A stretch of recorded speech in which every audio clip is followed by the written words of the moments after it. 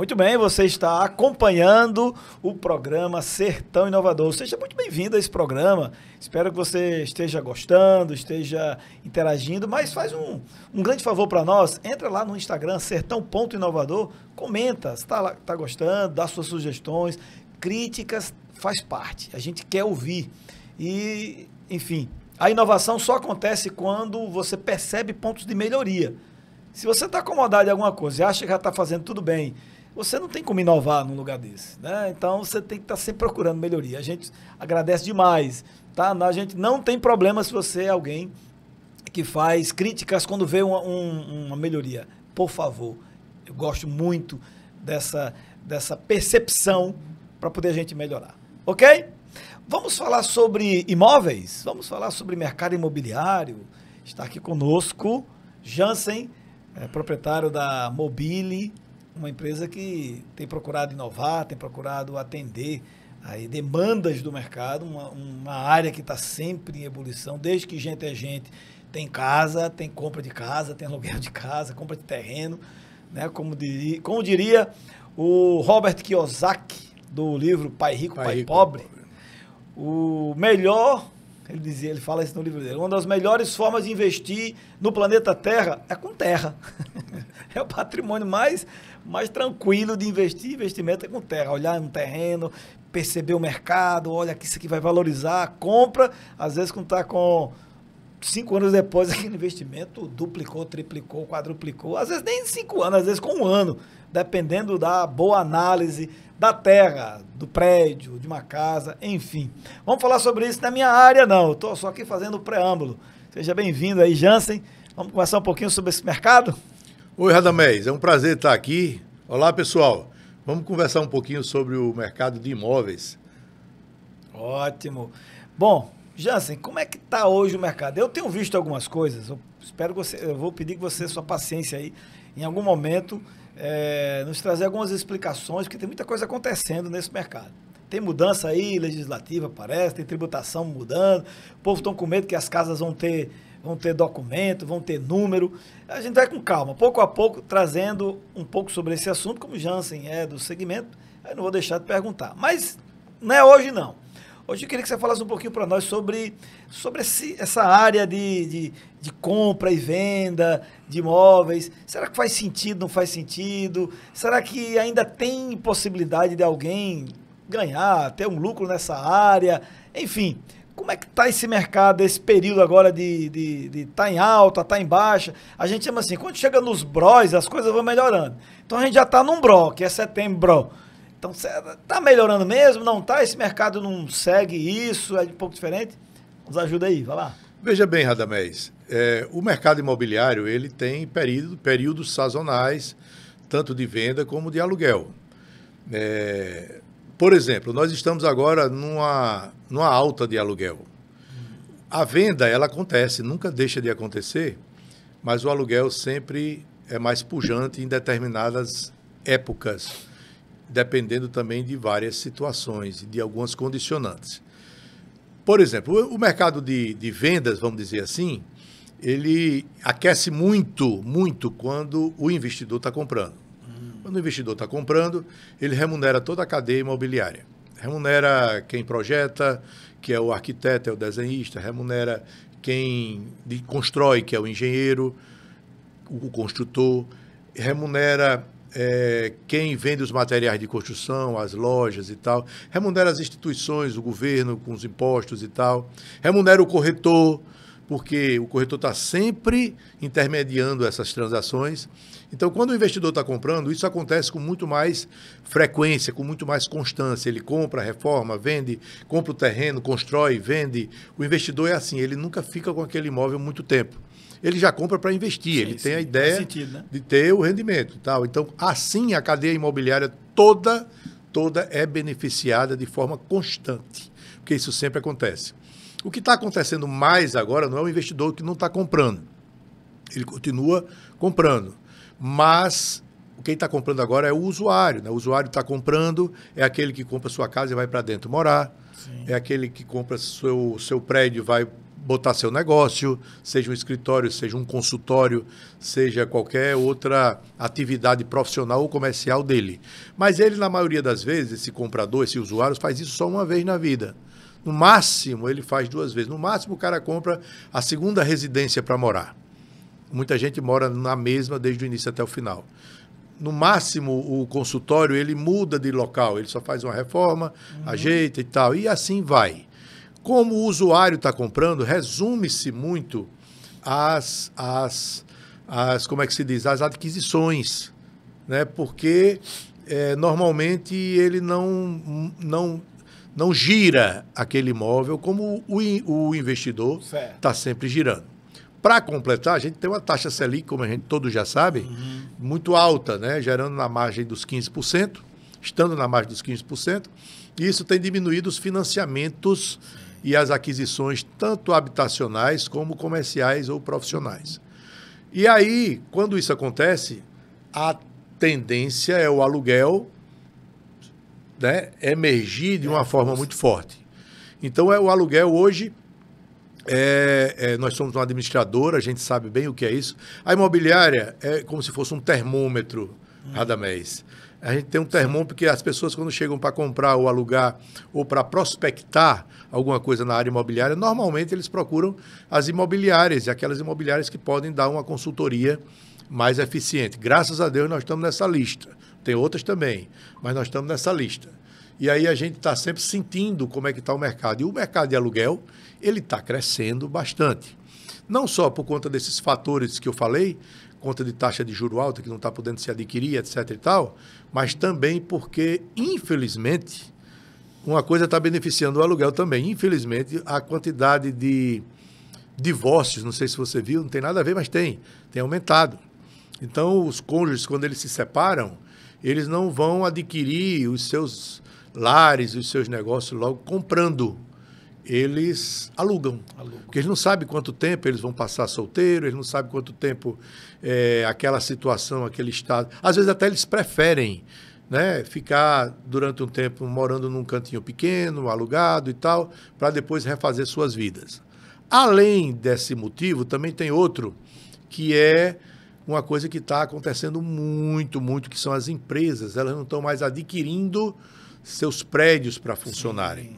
Normalmente as empresas elas fazem contratos hoje temporários, não são permanentes. O mercado está muito dinâmico, muito volátil, entendeu? Então é difícil você se instalar, uma empresa se instalar numa cidade e ficar 10, 20, 30 anos. Ela vem, ela já tem filiais em todo o Brasil e eles alugam os seus imóveis para funcionar suas estruturas. E tem contratos de 1 ano, de 2, de 3, de 5 anos. Quando esses contratos começam a ser renovados e eles vão se estabelecendo mais naquele local, aí eles vão começando a pensar em comprar, em adquirir os seus imóveis. E aí o engenheiro, ou então o CEO da empresa, ou os funcionários, aqueles com escala maior na hierarquia, eles vão começando a comprar suas casas, seus apartamentos para morar mesmo, definitivamente, né? Vão comprando também os seus prédios para funcionarem suas estruturas com mais permanência e tal, mas até os 5 anos esse pessoal fica no sentido de aluguel, fica alugando imóveis para poder funcionar. E isso faz com que o aluguel, a demanda quando aumenta, o comércio é muito simples, é muito claro. Quando a demanda aumenta, o preço aumenta, aquece. Não estou dizendo que o mercado está altamente aquecido, porque existe uma estrutura econômica um pouco de insegurança, sem querer aqui entrar em política. Mas existe... Economicamente é um fato. Economicamente é um fato. Nós não estamos bem. Está muito alto o custo. E as pessoas estão muito comedidas na hora de fazer qualquer investimento, até na área de aluguel. Mas o aluguel tem aquecido. Terça-feira agora, eu estava até falando na outra oportunidade, eu fiz uma reunião, você chegou até a participar de uma delas, lá na incubadora, com todos os incubados, aquele encontro onde todos eles se apresentam e a gente traz alguns problemas, eles se ajudam mutuamente. Um tipo de mastermind, né, que o pessoal do Instituto Instituto Americano, não lembro agora o nome, que eles são proprietários dessa dinâmica, dessa marca e tal. Mas fizemos lá uma reunião e ficou bem claro na discussão, estava todo mundo comentando, todo mundo não, algumas pessoas estavam comentando o seguinte, porque a gente estava fazendo lá análise das startups. Se vale a pena, quanto é que eles iam investir, alguns estavam procurando investimentos, alguns já estavam em fase de tração, o negócio estava muito bom, mas precisava de recursos para investir, e a gente estava sentindo, e isso está meio que, assim, a gente está sentindo no mercado uma certa dificuldade de investidores investir em negócios, alguns negócios. E a pergunta, o critério foi meio que unânime para todos, mas faz sentido mesmo. A pergunta é, quem vai pegar seu recurso que vai dar um retorno acima de 15% da taxa que está tendo aí? Porque tem que ser pelo menos acima, porque se não for, o cara não vai arriscar por conta dessa Selic aí que está, enfim. Tem que ser alguma coisa que supere isso. Só que você encontrar um negócio que tenha uma rentabilidade acima disso, amigo, não está muito fácil encontrar, não. Não está muito fácil encontrar, não. Então, de alguma forma, tem essa questão aí daqueles que têm que investir algo, tirar recursos para aportar. Eu percebo uma certa temor das pessoas. Rapaz, tem que analisar melhor. Então, o dinheiro está ficando meio parado, ele está ficando meio aí. E outro, você que vai comprar, as taxas estão altas, né, para você se endividar. Então, de fato, nós vivemos uma situação econômica preocupante, ela é real, e isso vai requerer, de um lado, que são os empreendedores, mais criatividade, para empreenderem, para encontrarem saídas diferentes. Vão ter que, se todo mundo na empresa procura reduzir custo, agora vai reduzir mais ainda. Porque o investidor, ele, mesmo tendo o capital dele, ele nunca tem o hábito de colocar esse capital no que ele vai fazer. Ele sempre vai arriscar, né? Ele sempre procura pegar esse valor dos agentes financeiros, né? Dos agentes financeiros que tinham juros e tinham taxas muito convidativas.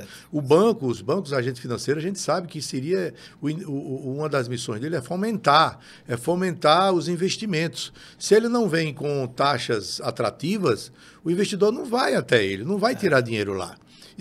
E tem medo também de tirar do bolso para poder fazer a operação. Até porque se ele pegar essa quantia e aplicar no mercado financeiro, tá entendendo? Ele corre menos risco. Pelo menos ele vai ter lá um rendimento aí de 1 ponto alguma coisa, né? 1,2, 1,3, 1,4, sem muito risco, né? Vamos dizer assim, entre aspas. Mas ele já tem mais uma segurança em fazer isso. Então, como ele não está podendo pegar o dinheiro para fazer suas aquisições dos seus investimentos e não quer tirar também do bolso para não se descapitalizar e entrar num risco, né, que ele não sabe como é que vai ser amanhã, por conta dessa insegurança econômica que nós estamos vivendo, então ele se retrai. Aí é como eu disse, aí só quem vai atrás de fazer alguma aquisição dessa natureza, de fazer um investimento, de um financiamento ou de comprar alguma coisa, é aquele usuário que está precisando mesmo desenvolver a sua atividade ou a sua residência pessoal. Tranquilo. E aí, gente, tá gostando? Rapaz, esses temas são bons, são orientações que a gente tem recebido aqui no programa e tem tudo a ver com o que a gente está falando, porque basicamente todo negócio ou toda empresa, basicamente, eu já tentei derrubar essa tese, mas ainda não consegui. Isso eu li lá em 2002, estudando ainda o Peter Drucker, o grande, famoso, a voz aí que mais ecoou ao longo dos anos como uma das autoridades na área de gestão. E ele dizia uma coisa que ainda não mudou, Jansen. Todo negócio tem que buscar duas coisas. E aí é onde alguns impactam mais ou menos. Mas todo negócio é baseado em custo, portanto, aquilo que você usa de recursos para produzir o que você faz, você tem que buscar o tempo inteiro reduzir isso. O tempo inteiro. Tanto o custo quanto a despesa, né? Na época ele tratava ambos como uma coisa só, custo fixo ou custo variável, né? Seria o fixo a despesa, que você tem, independente de vender ou não. Então sempre tem que estar procurando, pensando em reduzir. E aí vem essas situações financeiras que impactam diretamente o nosso custo, porque ele sobe. E aí fica difícil para alguém querer investir, porque o custo está alto. Então tem que pensar aqui, porque se o custo está alto, eu vou ter que ter o outro lado da balança, da moeda, que seria, eu tenho que aumentar as vendas. eu tenho que aumentar as vendas para cobrir esse custo que aumenta. As startups ganharam poder, ganharam inclusive fama, porque elas conseguem fazer um negócio, uma mágica e complicada. E possibilitam, de certa forma, você fazer... porque hoje você tem que ganhar no volume. As startups lhe ajudam a você fazer esse volume de vendas para que você tenha condição de cobrir seus custos e ter seu lucro. Né? Não dá mais no suor, no braço, como era antigamente, você diz, eu vou sair aqui, vou visitar 50 clientes hoje, e você se despedaçava para fazer isso. Hoje não, as startups, os IAs da vida, né, os CRMs da vida, os follow-up que são feitos e tal, para esses SDRs e tudo, a gente vê que elas reduzem esse esforço físico e aí traz na tecnologia essa possibilidade de você conseguir leads qualificados suficientes para que você tenha volume de vendas e esse volume possa cobrir os seus custos, porque não dá para, num produto só, num objeto, você ter um grande lucro, uma margem alta de lucro. E ainda vou mais. Eu lhe adianto, telespectador, que é interessante que você, quando for para o lado imobiliário, você procure um corretor que tenha essa noção, tá entendendo? De rendimento, de tudo, para não lhe vender qualquer coisa só por vender, mas que você possa ter uma boa consultoria. Por quê? Porque a imobiliária como a Mobile, ela tem um educador financeiro pago na folha de pagamento dela.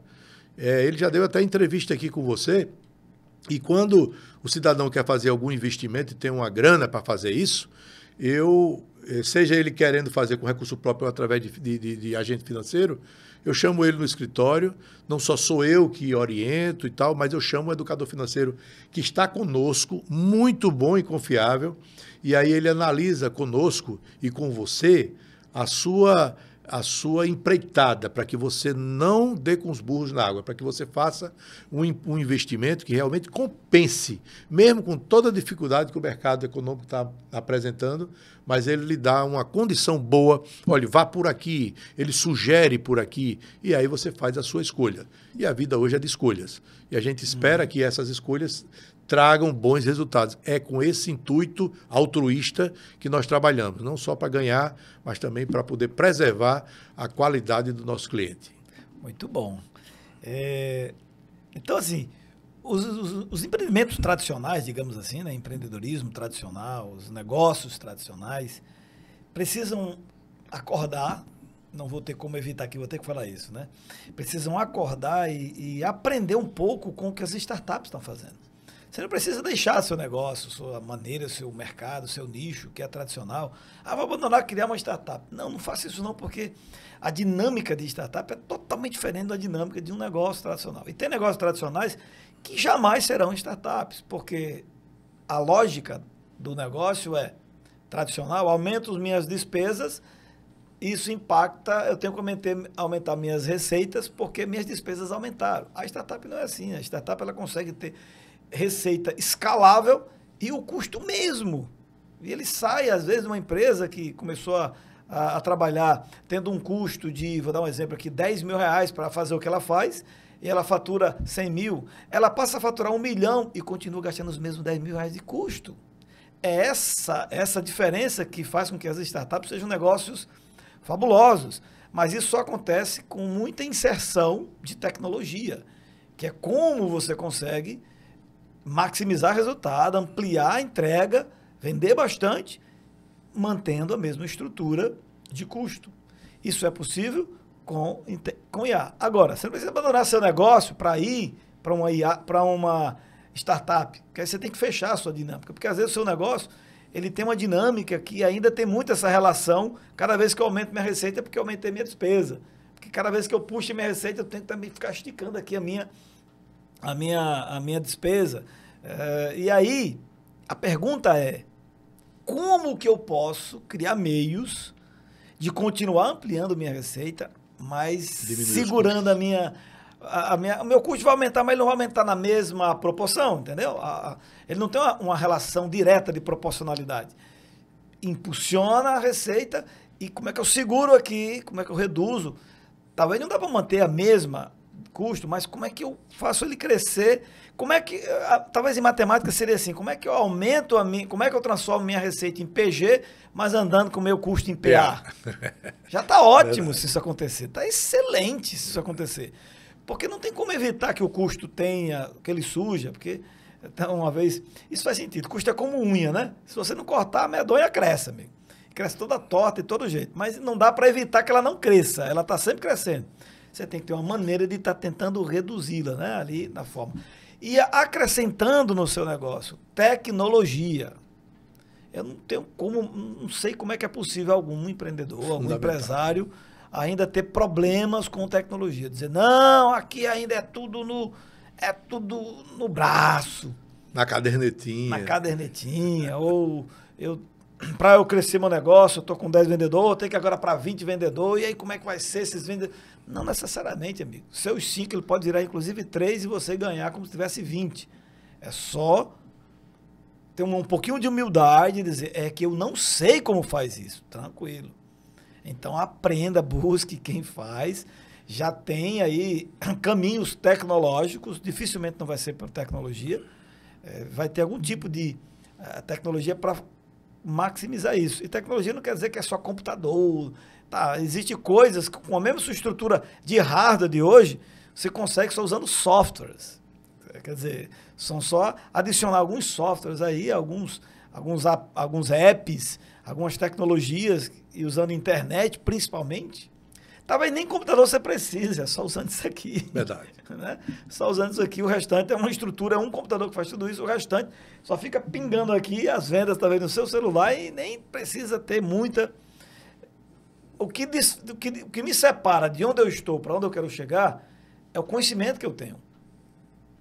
Então, se eu não sei chegar lá onde a gente está falando aqui, onde nós estamos comentando, então, ok, admita que não sabe, começa a conversar com gente que sabe. Faça parcerias. Faça parcerias, né? Eu digo muito assim, se você hoje tem um bom produto, um bom serviço e tecnologicamente você está adequado a tudo isso, os seus colaboradores, os seus parceiros virão atrás de você para poder fazer a parceria, uma joint venture ou uma parceria num determinado negócio e tal. Eles virão por osmose. Não precisa você estar indo buscá-los. Você precisa. Nós precisamos de parceiros. Nós trabalhamos hoje em parceria, sempre precisando de pessoas que nos ajudem, né, a crescer, caminhar junto, crescer junto. Isso é fundamental. Mas para que você traga esses parceiros, colaboradores, você precisa estar bem alinhado na tecnologia de hoje, sim, inserido dentro de um processo sistemático, não cansativo, mas fluido de informações, entendeu? De praticidade, de rapidez, velocidade, porque é muito dinâmico tudo, e é isso que a Mobile está fazendo. Eu sempre gosto de falar, porque eu estou fazendo isso. Parabéns. Apesar de estar já com a idade aí de 64 anos, mas cada vez mais eu estou inovando, eu estou buscando isso. A gente não pode parar no tempo. A gente não pode, porque se a gente parar, se aposenta. E quem é que gosta de ficar sentado dentro de casa sem fazer nada? Acredito que a pessoa que tem um mínimo de bom senso não quer isso. E tanto com saúde física, principalmente, não dá para parar. Mas é preciso que você entre na vibe do como é que a coisa funciona hoje. E tem pessoas que você não sabe como Radamés fazer, você não sabe souber fazer, procure alguém que saiba, que ela vai lhe ensinar e vai crescer com você. Muito bom. Para encerrar aqui esse nosso bloco, eu queria dizer uma coisa para você, que assim como já você acabou de falar, você está com 64 anos, eu estou fazendo parte de um grupo de pesquisa lá nas nossas atividades acadêmicas, onde a gente está desenvolvendo uma nova sistemática de aprendizado. E passa por IA, viu? Passa por IA. A IA, hoje o programa foi todo IA, devia ter colocado assim, IA, né? Porque nos blocos anteriores foi sobre isso. Mas é porque quando a gente fala de inovação, você tem que fazer logo as pazes com isso, com tecnologia, e usar a seu favor. Alguém está usando a favor dele. Se você não usar, alguém vai usar e você vai virar depois, vai trabalhar para ele. Vai virar para ele porque ou você é protagonista de uma coisa, amigo, ou você é coadjuvante. É melhor a gente ser protagonista. Então eu estou com 10 anos de idade, você pode usar IA a seu favor, ajudando o seu filho a desenvolver as potencialidades dele. A gente tem feito isso com um trabalho baseado nos estudos de um pesquisador americano Howard Gardner, que em 92 ele quebrou aquele conceito antigo que a inteligência era baseada no QI. Porque o QI, basicamente, segundo o estudo dele, analisa inteligência matemática e linguística. Todos os testes de QI, basicamente, só são essas duas inteligências. Ele descobriu que, na verdade, nós temos muito mais do que isso. Temos várias outras inteligências, o conceito de múltiplas inteligências. Então, se eu puder, lá, desde cedo, a criança começar a ampliar suas múltiplas inteligências, e não a educação baseada só em idioma, língua e matemática, que é meio que a base da maioria de quase todas as nações, baseado nessa estrutura, se eu começar a desenvolver nela inteligência emocional, inteligência intrapessoal, inteligência sinestésica, inteligência espacial, inteligência musical, e aí vai, inteligência empreendedora, inteligência naturalista, inteligência o que mais social, tem uma amplitude maior que o seu cérebro pode desenvolver, e não só resumir a coisa binária, que é só ou é lógico, ou é só de língua. E fica naqueles dois. Não, tem muito mais que você pode desenvolver.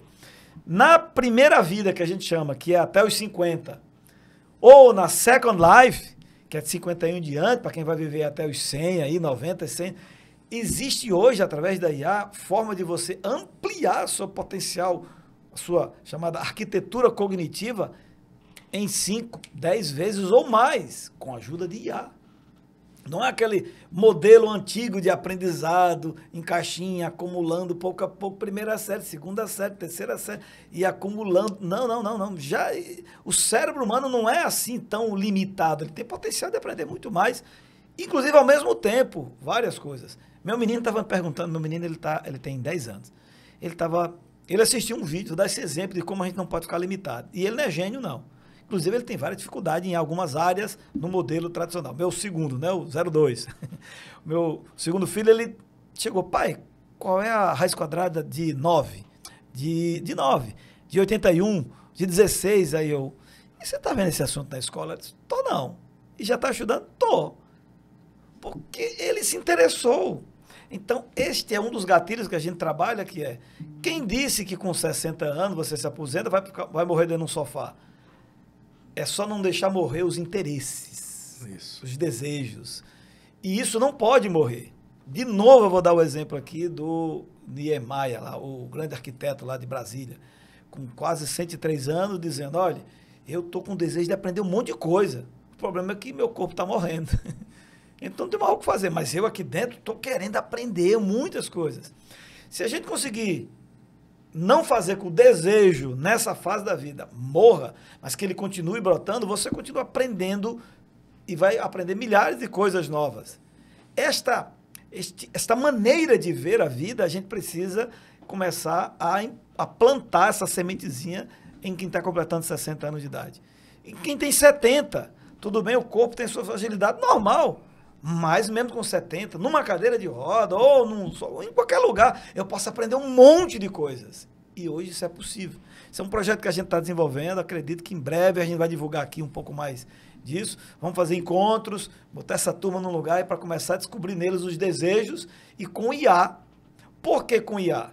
Porque é a única plataforma exponencial, é o único modelo educacional exponencial que faz com que você possa aprender não dependendo do modelo tradicional. O modelo tradicional diz assim, não, você já se aposentou, não, isso não é para... Aqueles vários... Tem vários ditados por aí que falam disso, ok? Mas nesse momento oportuno nós vamos falar com mais tranquilidade. O fato é, não deixe morrer dentro de você os seus desejos. E aqui eu vou encerrando esse bloco, deixando aqui para o Jansen dar suas palavras e considerações finais. Queridos, eu quero... passar para vocês uma coisa que vocês já devem ter percebido. Ser entrevistado por Radamés nada é mais nada menos do que um aprendizado. A gente fala das nossas inovações, das nossas soluções para determinadas situações, mas a questão de estar sendo entrevistado por Radamés, com os comentários que ele faz a respeito disso, são comentários reveladores, são comentários onde a mente... ele mostra o poder que a mente tem de transformação, de mudança, de se adaptar e de procurar soluções para as coisas. É uma aula. Não é porque eu estou só na frente dele também, mas é uma aula, porque quem está na frente merece elogio também. Às vezes não é porque eu estou aqui na frente dele, não, é porque também eu estou. E eu queria dizer a você que tudo isso que ele fala, a gente também vê uma analogia ou uma origem toda na palavra de Deus para quem é cristão. Em Romanos 2, capítulo 12, versículo 2, diz o seguinte, que a gente não vos conformeis com esse século, mas transformai-vos pela renovação de vossas mentes, mindset, metanoia, para que podeis conhecer qual seja a boa, perfeita e agradável vontade de Deus. Então, tudo isso é bíblico, é cristão.